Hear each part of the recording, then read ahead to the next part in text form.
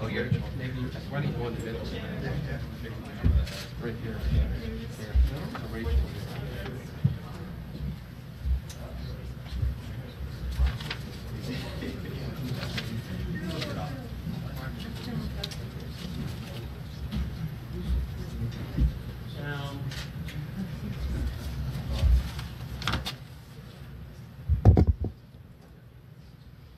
Good morning. I'm Rachel Bronson, President and CEO of the Bulletin of the Atomic Scientists. Welcome to the 2018 Doomsday Clock setting and the release of the Bulletin's 2018 statement, which can be found on tables outside and soon to be posted on our website at thebulletin.org.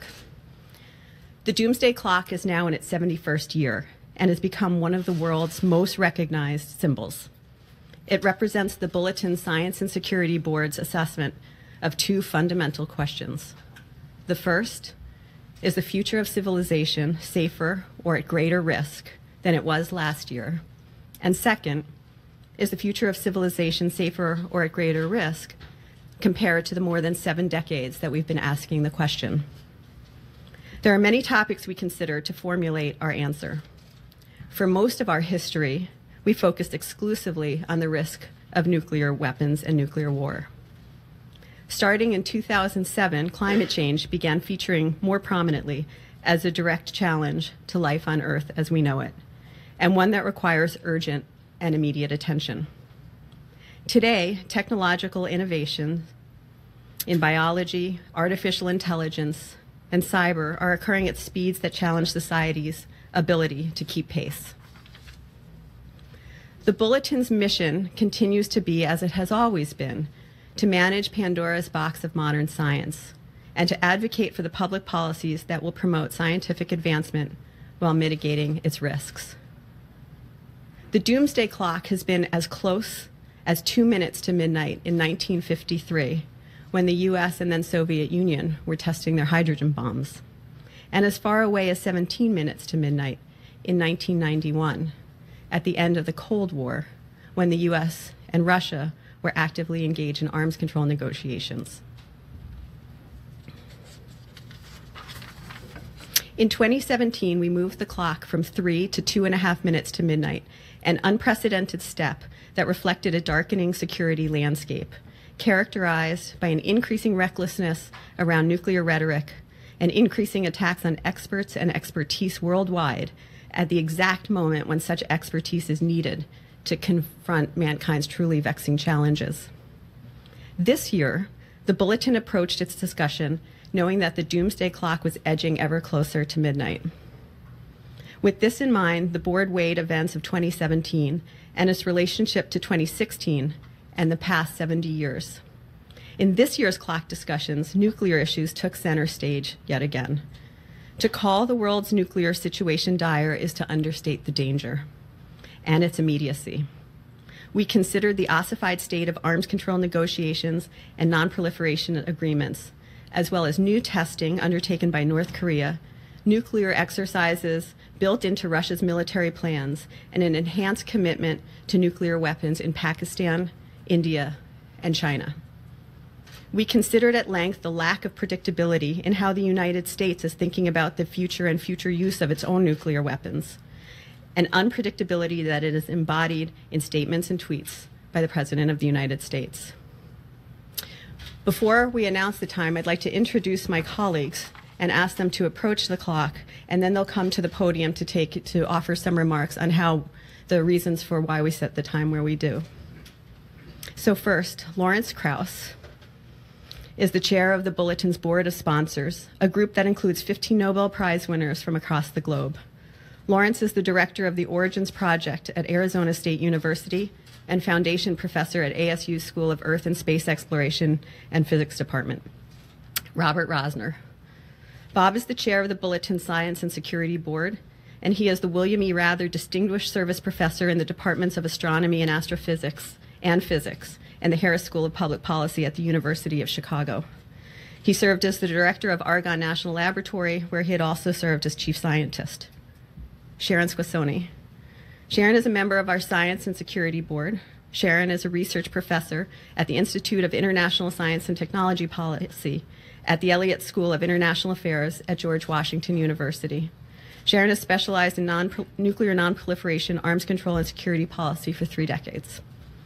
Shivan Kartha. Shivan is a member of the Bulletin Science and Security Board, and he is a senior scientist at the Stockholm Environmental Institute. His research and publications for the past 20 years have focused on technological options and policy strategies for addressing climate change, concentrating most recently on equity and efficiencies in the design of an international climate regime. It is with reference to what I said earlier and other key factors that are spelled out in our clock statement that we've come to a grim assessment.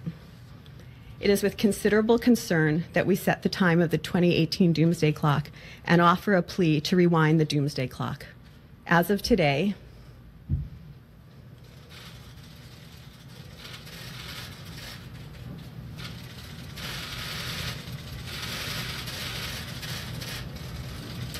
it is 2 minutes to midnight.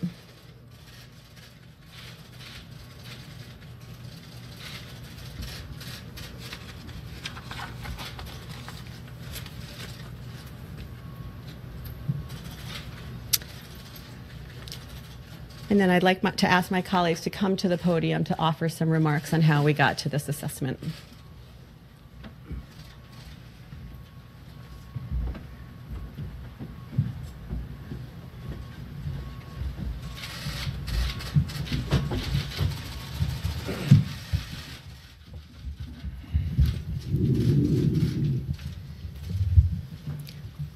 Bob, let me turn the floor over to you. Thank you. There is unfortunately little doubt but that the risk of nuclear weapons may be used, intentionally or because of miscalculation, grew last year around the globe. We're seeing that all of the major weapon states are investing in their nuclear arsenals. North Korea's nuclear and missile tests demonstrated an accelerating and successful program of building a new generation of massive weapons of mass destruction. In Southeast Asia, in South Asia, the emphasis on nuclear and missile capabilities grows. Conventional force imbalances and destabilizing plans for nuclear weapons use early in any conflict continue to plague the subcontinent. The nuclear arsenals of all of the major weapon states are being updated and imbued with enhanced capabilities.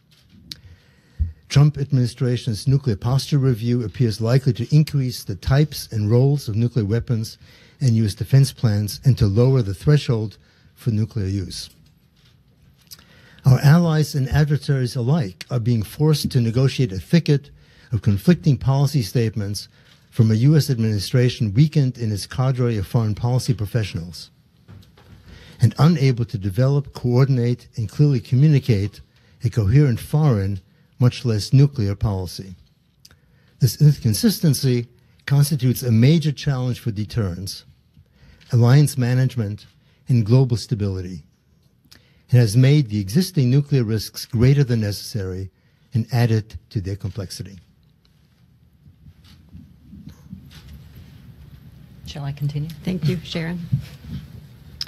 Arms control treaties and non-proliferation agreements are mechanisms that nuclear weapon states and non-nuclear weapon states alike rely upon to help provide transparency, predictability, and stability for regional and global security. Last year, several elements of this key architecture have come under fire. U.S.-Russian nuclear arms control is a key element since both countries together still possess about 95% of the world's nuclear weapons. And without bilateral progress, there is little incentive for others to move forward. However, for the first time in many years, in fact, no U.S.-Russian nuclear arms control negotiations are underway. And if the draft U.S. nuclear posture review is any guide to U.S. policy, there will be no U.S.-Russian nuclear arms control negotiations for the foreseeable future. Instead, we could see a return to a nuclear arms race. Russian officials, including an early call from President Putin to President Trump, consistently have asked to extend the New START treaty for another 5 years to 2026. For those of you who are not familiar with it, this treaty limits deployed missiles and bombers to 700, deployed strategic warheads to 1,550, and deployed and non-deployed launchers to 800. Extending New START is an easy, positive step to take, but it hasn't been done. And the draft U.S. nuclear posture review pointedly notes that it can be extended, but then is silent on the value of the treaty or whether it should be extended. The landmark Intermediate Nuclear Forces Treaty is on the rocks. For 4 years, both sides have alleged violations, but Russia last year actually fielded a ground-launched cruise missile that violates the treaty. The U.S. has stated it will remain in compliance, but the Nuclear Posture Review puts Russia on notice that the status quo is untenable. More broadly, the Nuclear Posture Review describes the reemergence of great power competition and blames Russia for rebuffing U.S. overtures on follow-on negotiations for New START, for example, on tactical nuclear weapons. It elevates the reported Russian interest in limited nuclear weapons use to a strategic imperative and concludes that the only response is more U.S. nuclear weapons. Russia, for its part, has engaged in provocative and illegal behaviors thought to be part of Cold War history, whether these are egregious violations of state sovereignty in Ukraine or aggressive military maneuvers on the borders of NATO that could precipitate crises. The Nuclear Posture Review declares that Russia has not only violated that INF treaty, but also the Conventional Forces in Europe Treaty, the Budapest Memorandum, the Helsinki Accords, presidential nuclear initiatives, the list goes on. In the words of the Nuclear Posture Review, the Cold War is over, but its language on tailored deterrence for Russia is as harsh as any during the Cold War. With U.S.-Russian relations so strained, there is little room for progress anywhere else. Which brings us to the Iran nuclear deal. President Trump has been consistent in his dislike of the Joint Comprehensive Plan of Action, which puts additional constraints on Iran's capabilities to develop nuclear weapons, most of all producing and stockpiling fissile material for bombs. In October, Trump did not certify to Congress, as required by U.S. law, that Iran was in compliance with the deal. But Congress was unable to pass legislation that would provide an alternative approach. And earlier this month, Trump continued to waive sanctions, but called upon the Europeans to craft a supplementary deal by May. President Trump himself has never offered a single viable alternative, but so far he hasn't been willing to unilaterally pull out of the deal as he has threatened. Nonetheless, this is hardly a recipe for stability and predictability going forward. Other multilateral agreements are in trouble. The Nuclear Non-Proliferation Treaty turns 50 years old in 2020.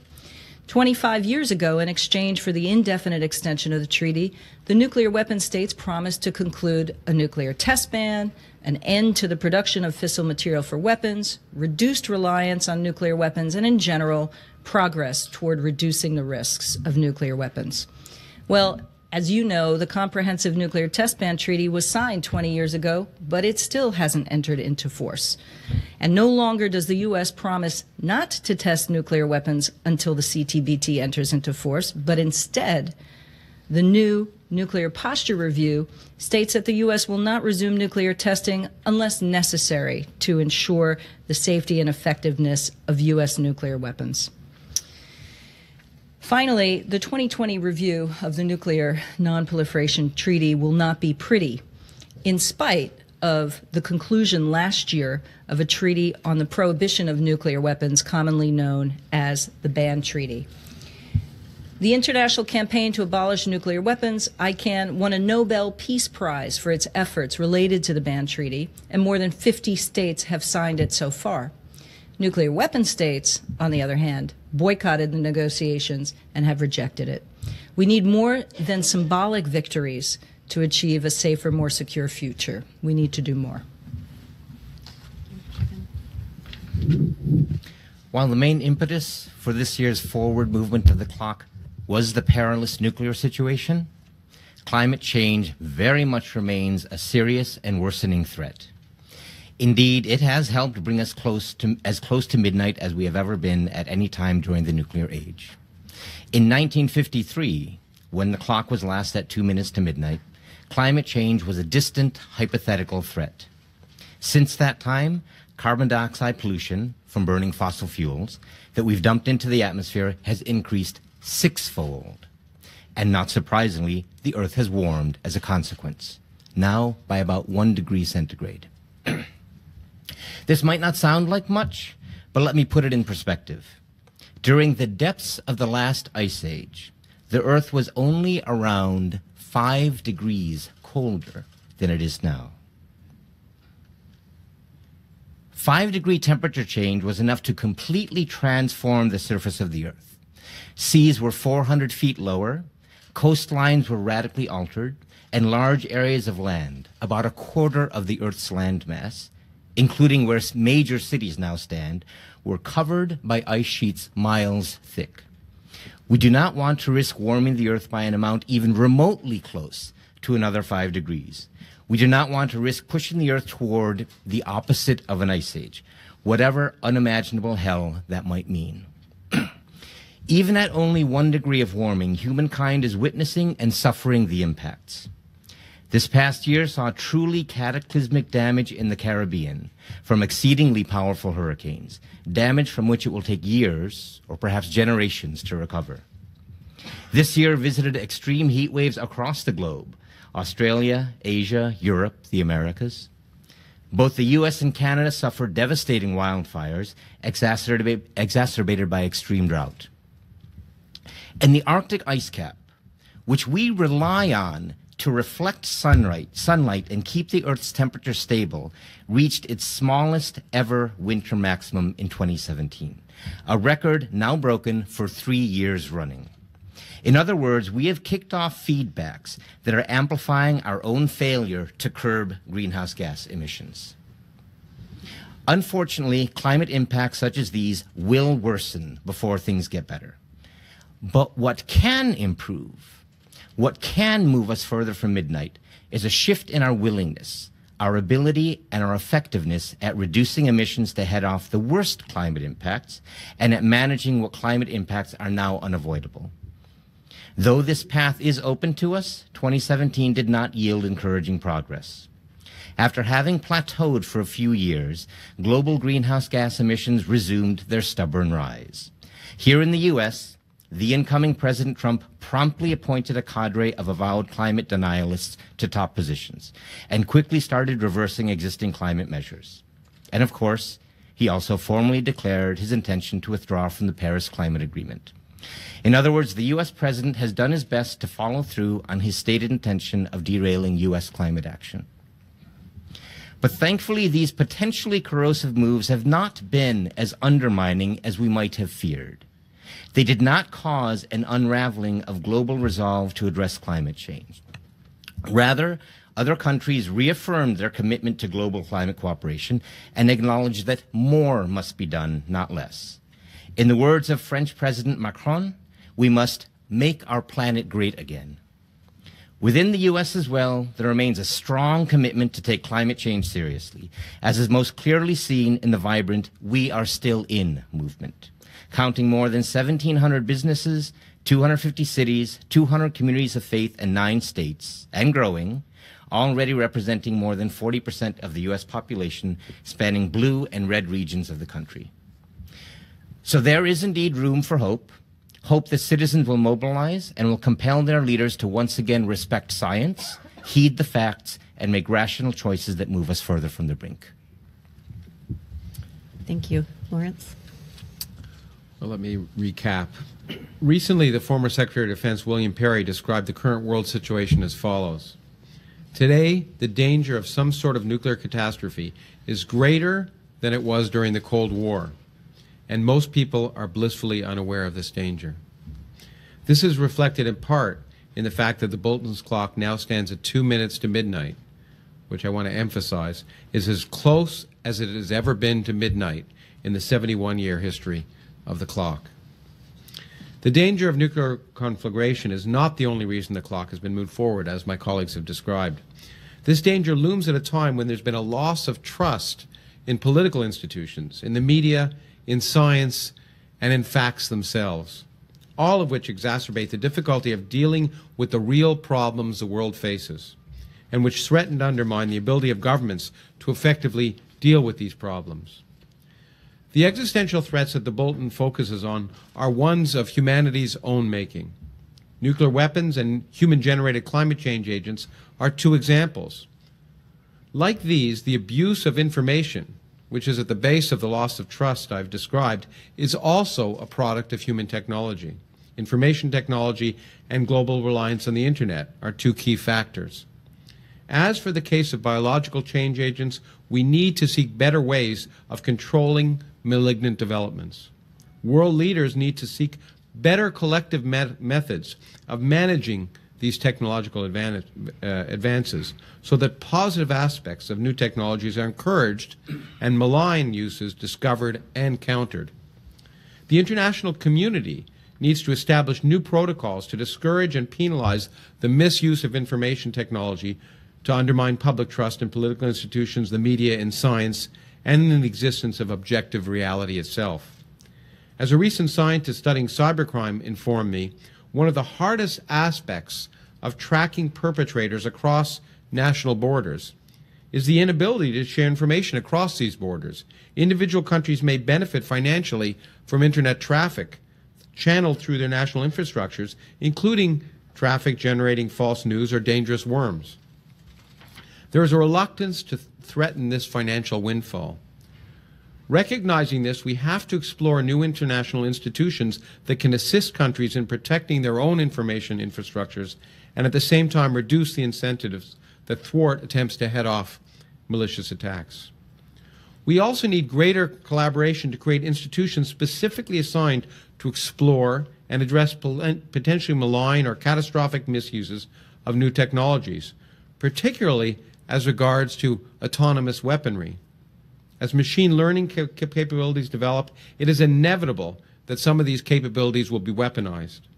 We need to understand the possibilities of this and the possible timescales, and also to ensure a chain of command and control that allows human democratic institutions to ultimately make decisions about the use of weapons, both real and virtual, on the battlefield and in the nuclear arena. In a related vein, we need mechanisms to control the proliferation of cyber weapons that are being developed by nation states, some of which can fall and have fallen into the hands of terrorists eager to disrupt national economies and infrastructures. Even as we work to create new institutions to deal with these emerging threats, we need to remake the institutional infrastructure associated with the control of nuclear weapons. As has been described, for the first time in recent memory, there are no active high-level nuclear arms discussions between the United States and Russia. Nuclear arms reductions have stalled, and as has been pointed out, there's no successor or extension to the New START Treaty is being discussed. Even as the United States and Russia may try to work to discourage nuclear weapons testing in North Korea, we must remember, as has been alluded to, that the United States, while a signatory to the Comprehensive Test Ban Treaty, has, along with China, Egypt, Iran, and Israel, not yet ratified it. And while we work to discourage proliferation in North Korea, Iran, India, and Pakistan, we must emphasize that under the Nuclear Non-Proliferation Treaty, the nuclear weapon states are obliged to work actively to disarm. Instead, the United States and Russia are both discussing enlarging and diversifying their nuclear weapons arsenal. It's an old saying, but it's nevertheless true, that people who live in glass houses shouldn't throw stones. Finally, at the highest levels of U.S. government, great effort and expense of time has been devoted to debates and concerns over things like an imaginary wall designed to keep out what many people feel is an imaginary threat. Yet the very real threats of nuclear war and climate change are not being dealt with seriously at the same time. In fact, these threats are coupled to the same socio-political concerns that are driving some of the current debates in Congress. For example, climate change, which will impact agrarian societies in Central and South America, as well as low-lying communities in South Asia, Bangladesh, and the Pacific, will produce a flood of immigrants to the United States and Australia that will dwarf that which is currently the cause of so much concern in these countries. The media, too, plays a role here, focusing on political infighting in Congress or on salacious news about scandals in Congress, Hollywood, or the White House, which distract from reporting on the significant long-term threats that help guide public interest away from serious discussion about these threats. More generally, to return to the theme at the beginning of my remarks, divorcing public policy from empirical reality endangers us all. As has been said, what we need is evidence-based policy making, not policy-based evidence making. All of these I've discussed have led to this institutional breakdown of infrastructure. And for example, for the first time in over 50 years since the position was created, there is no presidential science advisor. And while my colleagues have addressed to some extent the lack of a diplomatic corps in the current time, the same is true in the science and technology arena. The White House Office of Science and Technology Policy is essentially not staffed. The official mechanisms to tie public policy to reality are currently absent. The bulletin has been led once again to move the doomsday clock closer to midnight because ultimately governments and international institutions, and to some extent the media, are not dealing adequately together with the serious global problems we face. We therefore return again to our plea to the people of the world. If governments are not acting to protect you as they should, you need to take the lead. You need to demand action. It is not yet midnight, and we have moved back from the brink in the past. Whether we do so in the future may be in your hands. Thank you. Thank you. We can now open the floor if there are any questions.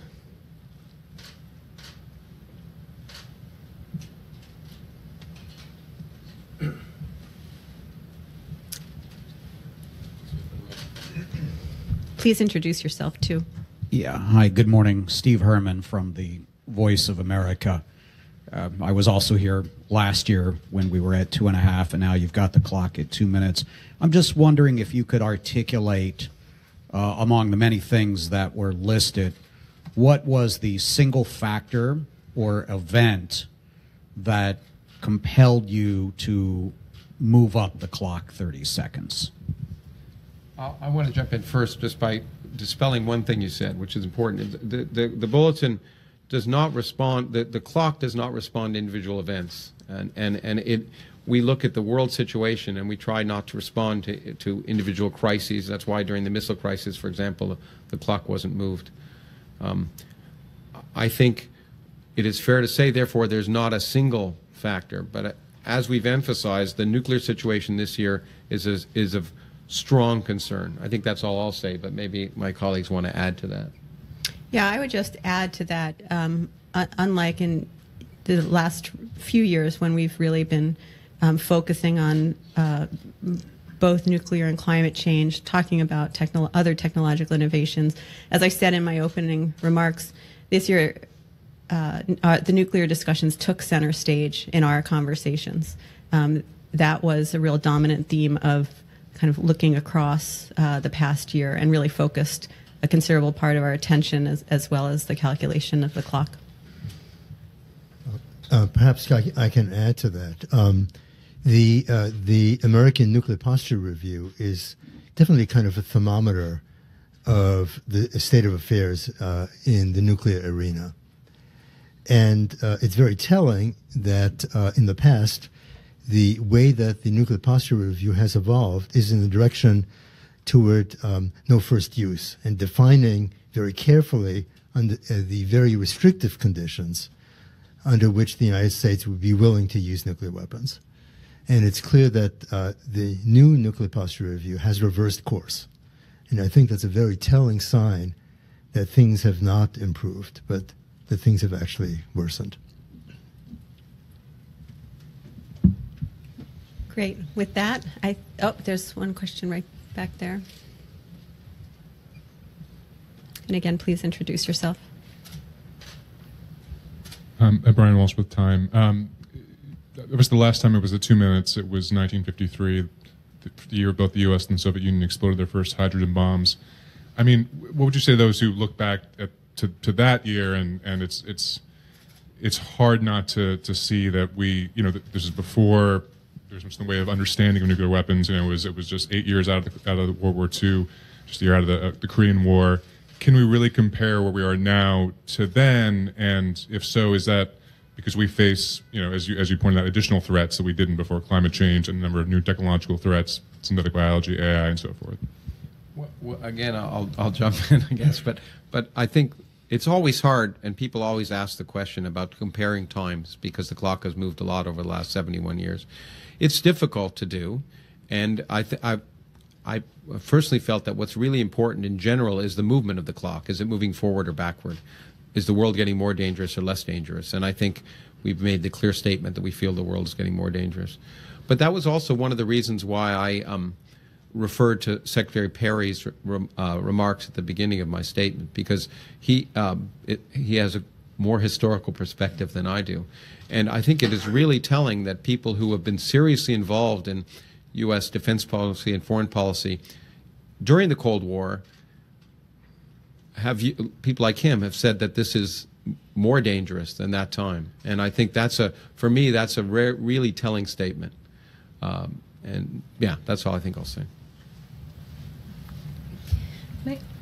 May I jump in? I'd like to say this decision was not easy.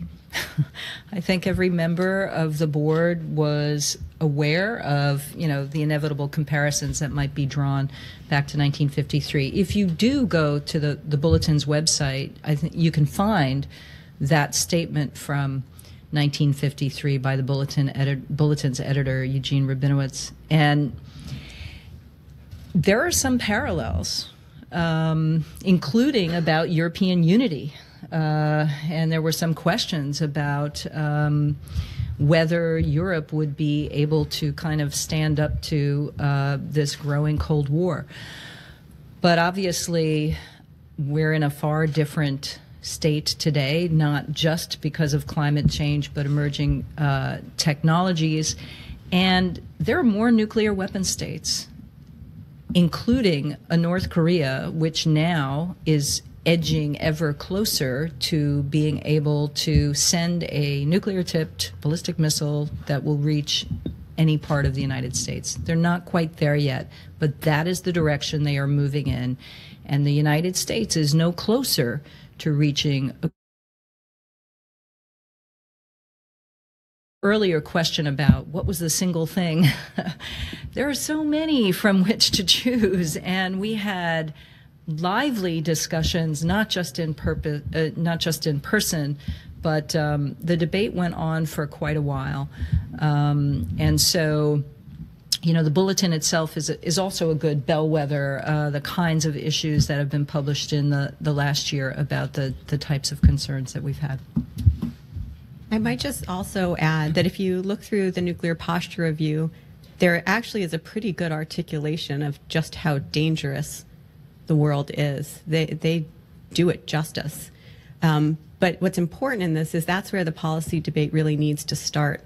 How are we going to address it? I think you heard considerable skepticism on the panel that the way they're suggesting it is actually the right way, given the kinds of investments that are going to need to be made on how to address this threat. But they do articulate the threat and just how dangerous it is quite accurately. I think the policy debate now is, so what do we do about it? There's one more thing I want to add, and maybe it's going to anticipate, probably will preface what you're going to say, is that there's another major change, and I've been doing this now for over 10 years, since the time when we the bulletin originally just considered the existential threat of nuclear war. It's broadened its concerns about human technology and impact, including climate change and now emerging technologies. So that means it's somewhat of apples and oranges if you try and compare times. We're looking at many more emerging global threats, and certainly climate change is one that we began to emphasize that we didn't 12 years ago. I don't know if you want from. Very related. As I see it, it's less the accumulation of individual facts. It's less the evidence of certain climate damages or particular shortcomings in terms of nuclear diplomacy. I think one of the main considerations by the group this year has been the overall weakening of institutions and scuttling of norms. I think the willingness to disavow the very notion of multilateralism, when these are global problems that can only be addressed through multilateralism, the heedlessness to scientific facts, the willingness to make up alternative facts, this represents a serious erosion of humanity's institutional capability of dealing with the problems that we have put before ourselves.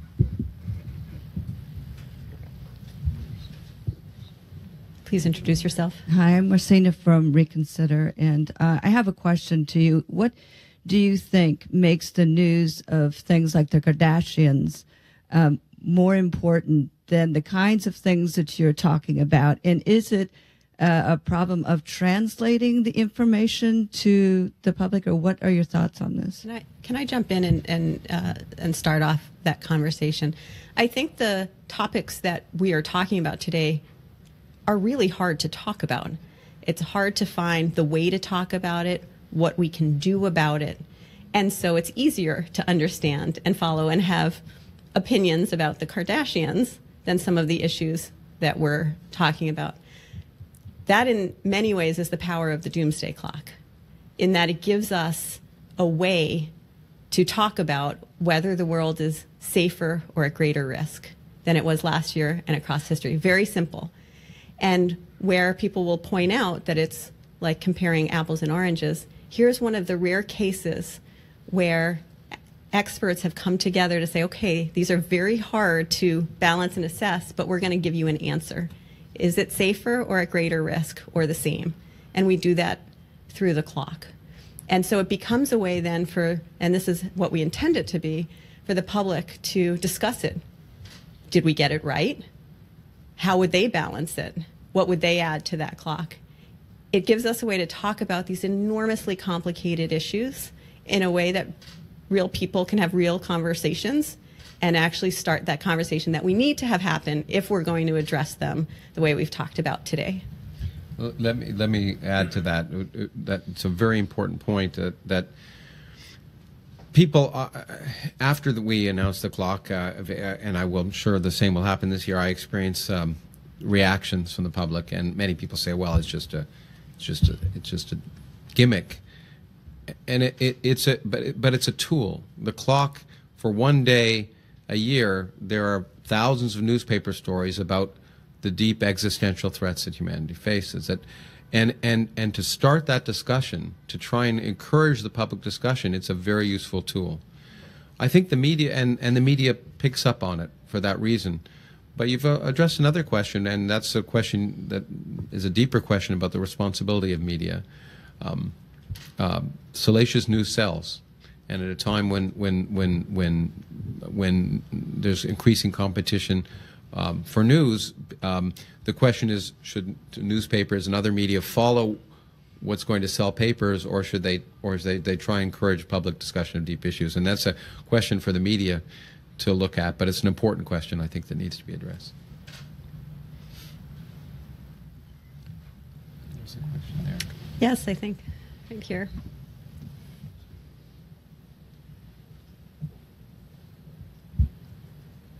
John Ruhr with Physicians for Social Responsibility. I heard mention of the Treaty on the Prohibition of Nuclear Weapons mentioned as if it was almost symbolic. And my question is, did that play a major part at all in your discussions about maybe not to move the clock as far forward as you might, or not to move it at all because it was the one really positive thing in the nuclear arena, particularly in light of, as far as I know, it's the first major international treaty that was driven as much by civil society as it was by governments, the non-nuclear nations saying, you nuclear powers have not kept your agreement with the nuclear non-proliferation treaty, so we're going to take action. And did it play a part in those discussions that you said were so heart-wrenching? Absolutely. But both positive and negative, I would say.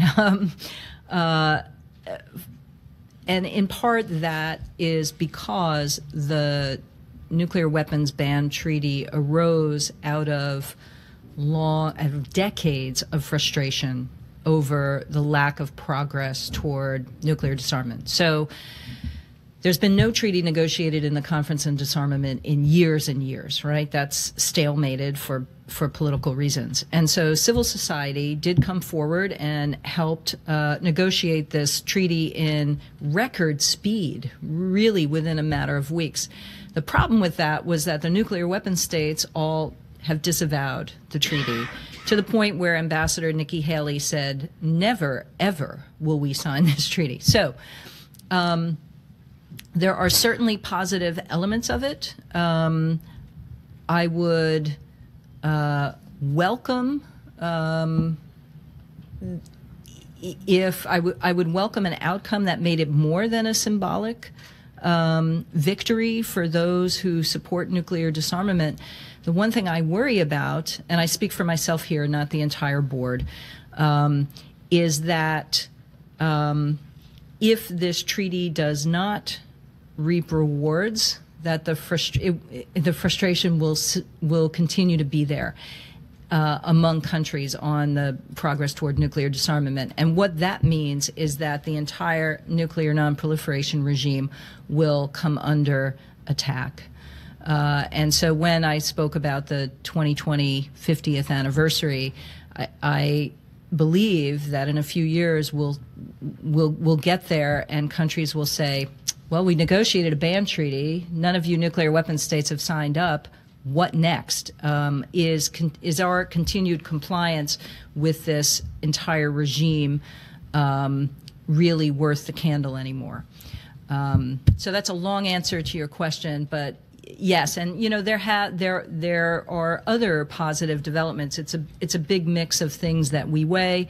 Shivan, for example, mentioned the fact that even though the U.S. pulled out of the Paris Climate Agreement, nobody else did, right? And that there's still some progress in other areas. Perhaps I can add to Sharon's point. The sentiments that are expressed in the treaty that you talked about were, of course, always part of the discussion of when the Nuclear Non-Proliferation Treaty is a discussion point on the table. And the non-weapon states have long maintained during those NPT discussions that the weapon states have basically displayed bad faith in not doing their part in responding to their obligations as a part of the treaty. That is, their obligation to reduce the number of weapons to go to zero. So what's very telling is that if you look at what has happened as part of the NPT, that argument has become even more difficult because, in fact, for example, the United States, as part of its own nuclear posture review, is actually looking to increase the number of weapons. So it's going the other way. So, in a sense, the situation we're facing is the folks that have always maintained that the weapon states have displayed bad faith are basically demonstrating that that's correct. And that's certainly not a positive. And sending the message that to non-nuclear weapon states that nuclear weapons are worth having. And that's the wrong message. So we're coming to the end of our time. I just want to check with my colleagues whether there's anything that we haven't talked about that it's important to talk about.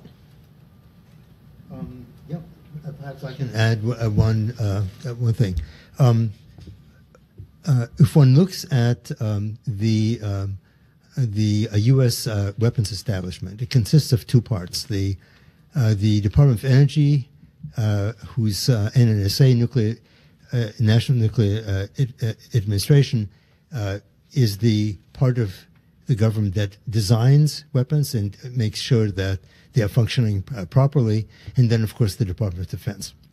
One of the key elements of the Department of Energy's program is to prevent technological surprise. And the element within the DOE program that guards us against technological surprise are the weapons labs, in particular Los Alamos and Lawrence Livermore. If one looks at the forthcoming budgets, it will be very interesting to see to what extent those programs are protected, as opposed to further developing the U.S. capability to build more advanced weapons or to modify existing weapons to give them more capability. Shortchanging the ability of the national labs to be able to respond to possible technological surprises is, we view as a negative. And continuing to pursue modernization of the stockpile with new capabilities, basically going the wrong way in terms of how the nuclear stockpile should evolve, which traditionally over the last few years has been actually going the other way, that is decreasing the size of the stockpile.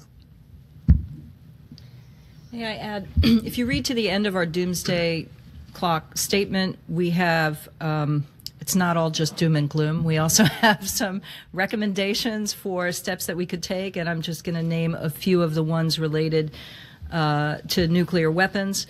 First, we suggested that Donald Trump might want to refrain from provocative rhetoric regarding North Korea. You know, we're all used to Kim Jong-un and his provocative rhetoric. We know to ignore it. But honestly, I'm not sure we know how North Korea interprets those statements, which brings me to a second point. We need dialogue with North Korea. At a very minimum, open military channels of communication, but we really need multiple channels of communication. I think the upcoming Winter Olympics may provide at least a tiny crack through which we can perhaps persuade the North Koreans to sit down without preconditions. That is a very important point. The world community needs to pursue as a short-term goal the cessation of North Korea's nuclear weapons and ballistic missile tests. And that's where global efforts like the Comprehensive Nuclear Test Ban Treaty come into play. We can't simply just go to North Korea and say, hey, you should stop testing your nuclear weapons. You know, we need to bring them into the entire regime. We think the Trump administration needs to abide by the terms of the Joint Comprehensive Plan of Action for Iran. It's a good deal. It reduces the threat, and a lot of other countries feel the same way. We need to return to the table on the Intermediate Nuclear Forces Treaty. And we need to sit down with the Russians and revisit measures to prevent peacetime military incidents along the borders of NATO. We have some agreements in place, but they've really become moribund. And those are the points we had on the nuclear end. With regard to climate change, I'll just make the simple statement that notwithstanding the fact that we've put ourselves into a position where we are already suffering devastating consequences, we also are still in a position where we have options. We actually do have the technological options for solving this problem, and we can start immediately. And it won't be economically devastating by any means. It's a cost that we can easily bear, and the benefits will far outweigh the costs. The challenge really before us is political, and overcoming that challenge will very much rely on both bringing better analysis and facts to decision makers, but also on empowering civil society organizations to make the demands that need to be made of those decision makers. And the only thing I want to add, I think, is in some sense relates to the remark about the clock and the bulletin.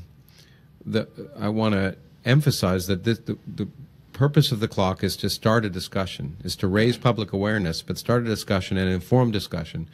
And the bulletin, of course, does much more than just set a doomsday clock.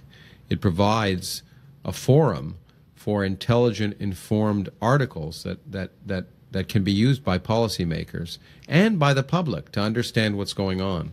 So we present the clock not so much as doom and gloom, but as an opportunity to get government and the public discussing the important issues, and we provide, we hope, a forum for that to be carried out intelligently and eventually be adopted as public policy. So our statement can be found on our website at thebulletin.org, along with the history of clock changes to answer the questions of how it compares. I want to thank my colleagues for joining us today. I want to thank all of you for your interest and covering of this subject. We greatly appreciate it. And with that, we're adjourned.